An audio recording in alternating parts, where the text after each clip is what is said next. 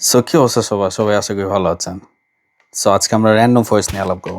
So for example একজনের বুদ্ধি ভালো নাকি ১০ জনের বুদ্ধি ভালো? আপনাদের ব্রেইন কি বলে? ধরেন আমি একটা ল্যাপটপ কিনবো, ওকে? সো আমি কি জাস্ট একজনের কথা শুনে সেটা কিনবো?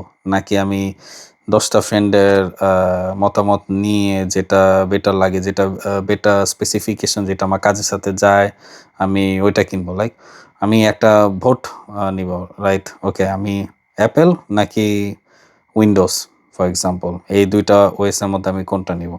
সো আমি ১০ জনের মধ্যে কি করবো? ভোটিং করবো, রাইট? তো কেউ বলল, "ওকে না তুই অ্যাপেল নে। iOS অনেক ভালো।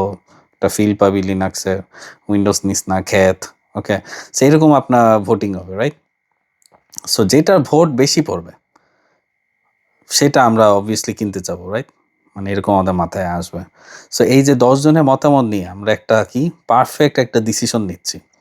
এটাই কিন্তু একদম সোজা সাপটা ভাষায় র‍্যান্ডম ফরেস্ট, ওকে? সো নামটা আপনার যদি ভালোমতো শোনেন, র‍্যান্ডম ফরেস্ট, এটা আসলে কিন্তু অনেকগুলা ডিসিশন ট্রিসের একটা কি বলতে পারি ফরেস্ট, ওকে? আর এখানে প্রতিটা গাছ আলাদাভাবে ডেটা প্রেডিক্ট করবে, ইয়েস। এবং সবশেষে লাইক যে রেজাল্টটা সবথেকে বেশিবার আসবে, যাকে আমরা কি বলি? Majority voting. আপনার যখন আরও ডিটেইলসে অ্যালগরিদমটা পড়বেন আপনার দেখতে পাবেন majority voting, minority voting. So model কিন্তু সেটাকেই ফাইনাল আউটপুট হিসেবে ধরে নেবে। একটা গাছ ফর এক্সাম্পল কি ভুল করতে পারে, রাইট? কিন্তু ১০০০টা গাছ মিলে ভুল করার চান্স কিন্তু খুবই কমে যায়, রাইট? আর আমি যদি বাস্তব জীবনের এক্সাম্পল নিয়ে আলাপ করি, ওকে? সো ক্রেডিট কার্ড ফ্রড, ওকে? খুবই কমন এক্সাম্পল। সো আপনার ট্রানজ্যাকশনটা কি লাইক আসল নাকি এটা হ্যাক হয়ে গিয়েছে, ওকে? লাইক হ্যাকার করেছে। লাইক আপনি কার্ডটা আপনি সোয়াইপ করেছিলেন নাকি আপনার কার্ড অন্য কোনো হ্যাকারের মাধ্যমে সোয়াইপ হয়েছে? এইসব প্যাটার্ন চেক করা কিন্তু নিখুঁতভাবে মানে র‍্যান্ডম ফরেস্ট করতে পারে। আরেকটা ফেমাস এক্সাম্পল আমি যদি বলি স্টক মার্কেট। লাইক শেয়ার বাজারের যেই আপ অ্যান্ড ডাউন হচ্ছে প্রাইস, সেটা প্রেডিক্ট করার জন্য কিন্তু ও হেল্প করে, ওকে? অথবা আমি যদি ই-কমার্সের দিকে তাকাই, লাইক আপনি কোন প্রোডাক্টটা কিনতে পারবেন, সেটা কিন্তু আপনার পাস্ট বিহেভিয়ারের একটা কি বলবো bunch of jungle of analysis থেকে আমরা বের করতে পারি, রাইট? আপনার কাস্টমার বিহেভিয়ার, হ্যাঁ? যে ফর এক্সাম্পল আমি উইন্টারে জ্যাকেট কিনি, ওকে? আমি উইন্টারে শীতের মোজা কিনি।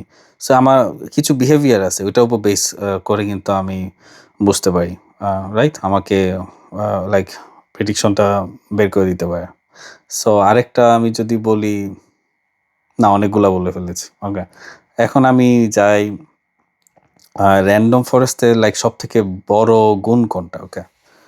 লাইক এটা কিন্তু আপনার ওভারফিটিং কমায়, ওকে? মানে এটা জাস্ট ডেটা মেমোরাইজ করে না, বাট এটা কিন্তু প্যাটার্নটা খুব ডিপলি বোঝার ট্রাই করে। এক কথায় it's what super reliable you can say and highly accurate, yeah. So ইউনিটিটাতেই কিন্তু আসলে সবচেয়ে বড় ফোর্স, রাইট? লাইক একতা থাকলে সব ঠিক, ব্যাপারটা এরকম আর কি। র‍্যান্ডম ফরেস্টের যেই জাতীয় স্লোগান, একতাই বল, ওকে?